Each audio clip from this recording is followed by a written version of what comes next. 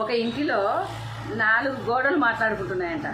మనం లేకపోతే ఇల్లే లేదు, మన వల్లే ఇల్లు నిలబడింది అని.